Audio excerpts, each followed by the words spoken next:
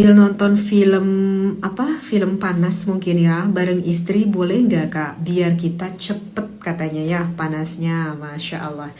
Baik Kak Zulham, nanti mohon mendengarkannya secara bijaksana dan mendengarkannya sampai jelas tuntas ya, sampai beres, karena takutnya kalau setengah-setengah itu Kak Zulham nanti gagal paham.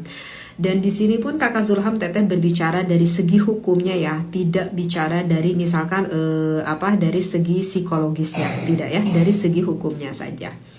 Kalau misalkan di dalam fikih Teteh melihat menurut pandangan seperti Syekh Syihabuddin Al-Qalyubi mengatakan kalau kita melihat wanita ajnabi, wanita yang bukan mahram, wanita lain lah gitu Kak Zulham, kan itu hukumnya diharamkan ya.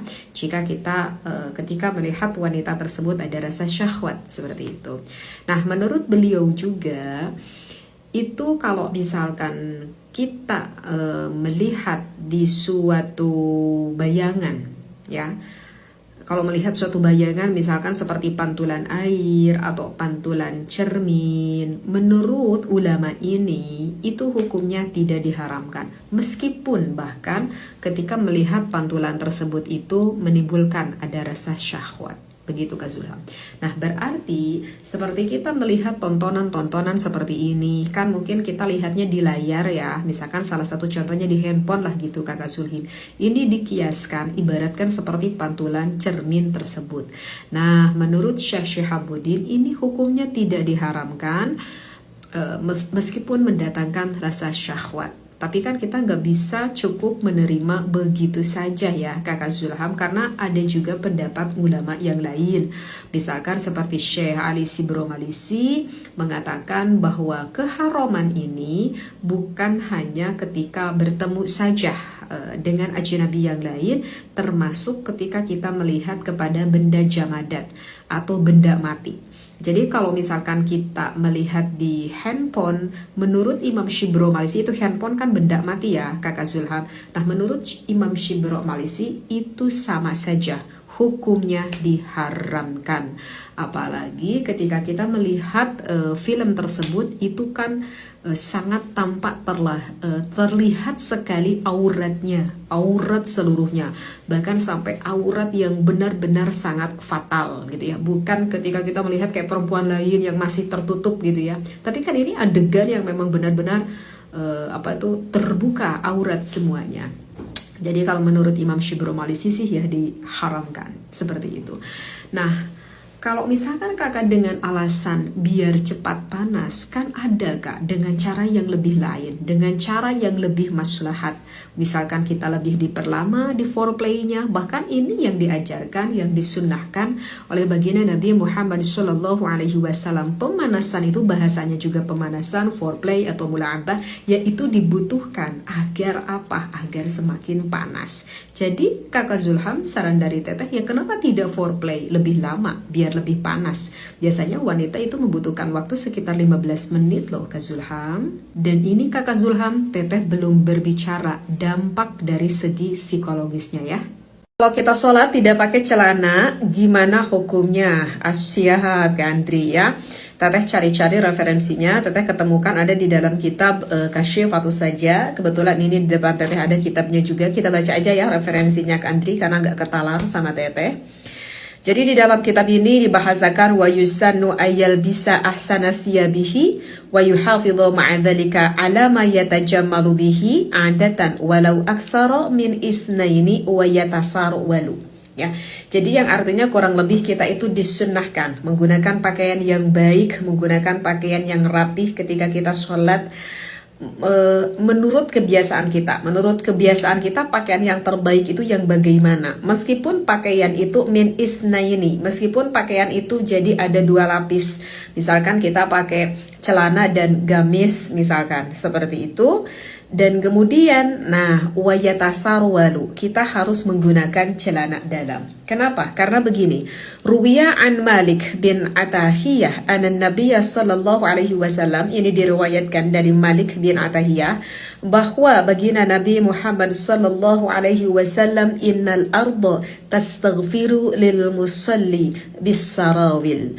Kata Rasulullah, sesungguhnya bumi nanti akan memohonkan ampun bagi orang yang sholat yang ketika sholatnya itu menggunakan celana dalam. Nah, itulah yang menjadikan alasannya karena memang ada hadis baginda Nabi Muhammad SAW.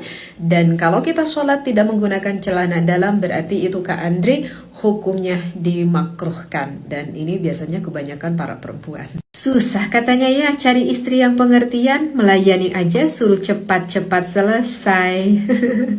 Kakak user, kemungkinan besar itu istrinya kurang menikmati loh, kurang enjoy loh ketika melakukan ibadah intimnya ya sama kakak user. Karena kalau enjoy, kalau menikmati sepertinya tidak akan gitu deh ceritanya.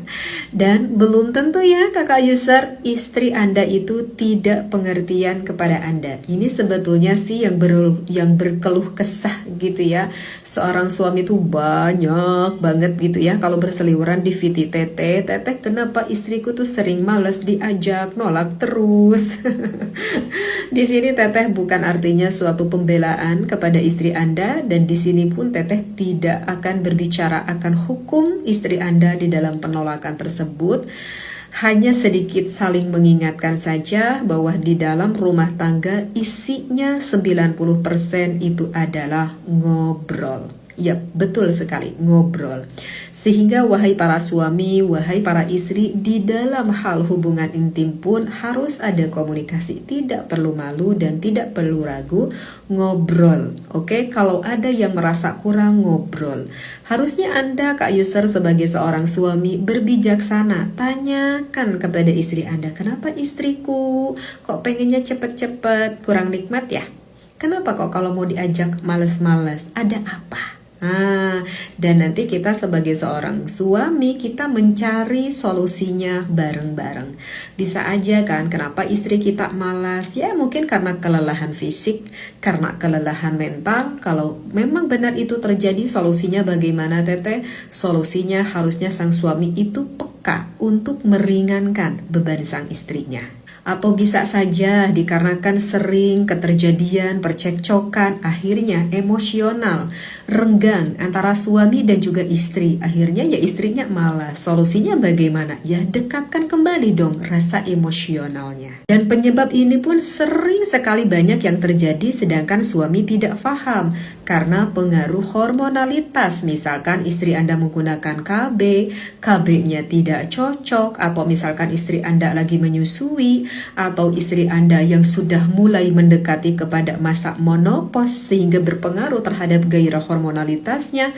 Kalau itu solusinya ya datang dong ke ahlinya yang paham akan hormonalitas, datang ke dokter urologi. Dan yang paling banyak sekali ini karena suaminya yang tidak paham akan mula'abah, akan pemanasan, akan foreplay, dan tidak paham isi dari foreplay yang paling baik atau yang dibutuhkan oleh istri Anda tuh foreplay yang bagaimana.